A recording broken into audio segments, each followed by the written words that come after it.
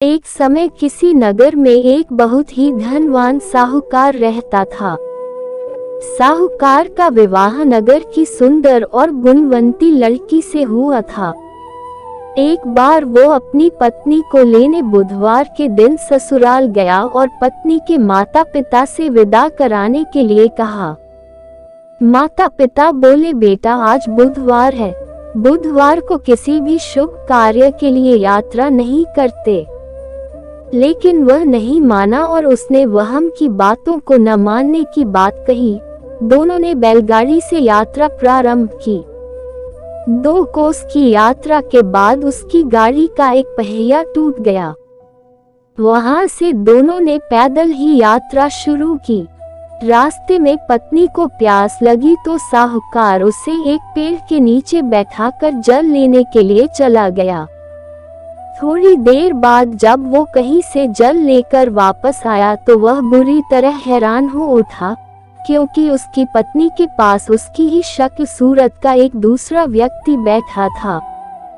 पत्नी भी साहूकार को देखकर हैरान रह गई। वह दोनों में कोई अंतर नहीं कर पाए। साहूकार ने उस व्यक्ति से पूछा, तुम कौन हो और मेरी पत्नी के पास क्यों बैठे हो? साहूकार की बात सुनकर उस व्यक्ति ने कहा, अरे भाई, यह मेरी पत्नी है।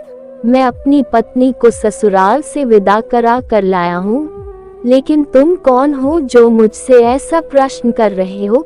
साहूकार ने लगभग चीखते हुए कहा, तुम जरूर कोई चोर या ठग हो। यह मेरी पत्नी है। मैं इसे पेड़ के नीचे बैठाकर जल लेने गया था। इस पर उस व्यक्ति ने कहा, अरे भाई, झूठ तो तुम बोल रहे हो। पत्नी को प्यास लगने पर जल लेने तो मैं गया था। मैं तो जल लाकर अपनी पत्नी को पिला भी दिया है। अब तुम चुपचाप यहाँ से चलते बनो, नहीं तो किसी सिपाही को बुलाकर तुम्हें पकड़वा दूंगा। दोनों एक दूसरे से लड़ने लगे। उन्हें लड़ते देख बहुत से लोग वहां एकत्र हो गए। नगर के कुछ सिपाही भी वहां आ गए। सिपाही उन दोनों को पकड़कर राजा के पास ले गए। सारी कहानी सुनकर राजा भी कोई निर्णय नहीं कर पाया। पत्नी भी उन दोनों में से अपने वास्तविक पति को नहीं पहचान पा रही थी।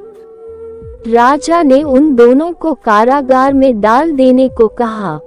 राजा के फैसले को सुनकर असली साहूकार भयभीत हो उठा।